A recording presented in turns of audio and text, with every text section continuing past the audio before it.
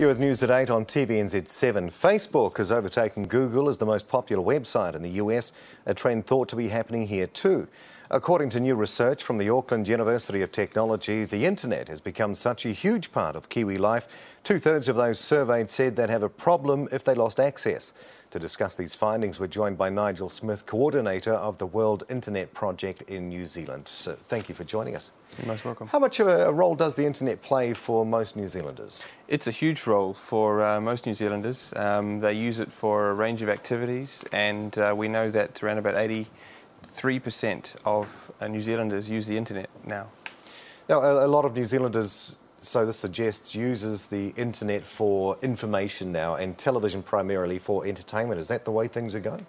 Certainly, internet is the most preferred source of information over internet and over television, and other media sources. What we see, we conducted the survey in 2007, is that entertainment uses of the internet are increasing, although not to the levels that television has for entertainment.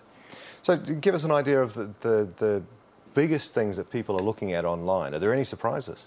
Not a huge number of changes, actually, in terms of information. In terms of information, news is the main activity. 80% of users are doing that very frequently. Looking for health information, looking for travel information, those kinds of things. In terms of entertainment, videos and playing online games are the areas where we do see some increase since 2007. Well, what are the biggest problems in relying so much on the internet? That's an interesting one. I think we have some issues with safety online. We know that a number of, around about 80% of households have rules for young people where they have under 18s in the household, although there's a disparity between what the children think about internet safety rules and what the parents think about that. But there's some challenges when we rely on internet to that extent. So Facebook has overtaken Google in the US as its most looked at site. Is it the same thing here in New Zealand? We don't have information on that particular issue, but what we do see is that Facebook is the most popular social networking site. How about in New Zealand? Only about half of users are accessing social networking sites. So I'm not sure what the US figures are currently on that.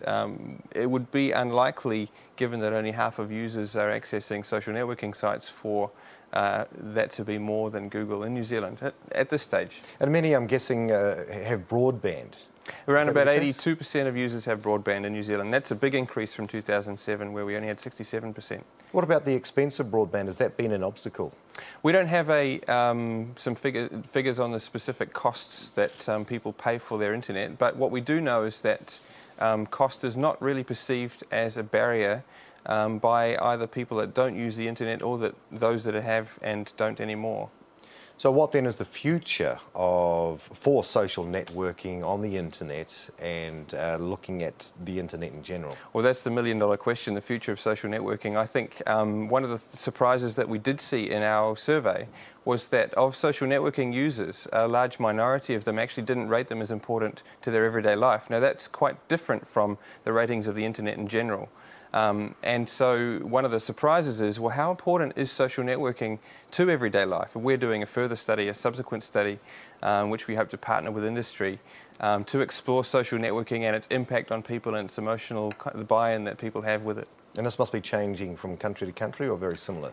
There's a range of similarities. New Zealand is very similar in many respects to Australia, to the UK, to the USA, but there's vast differences across different countries. Our international project with 30 research partners has just released a range of international comparisons, and many countries, including Italy, Mexico, Colombia, have vastly lower proportions of their population online and in social networking and the other associated activities.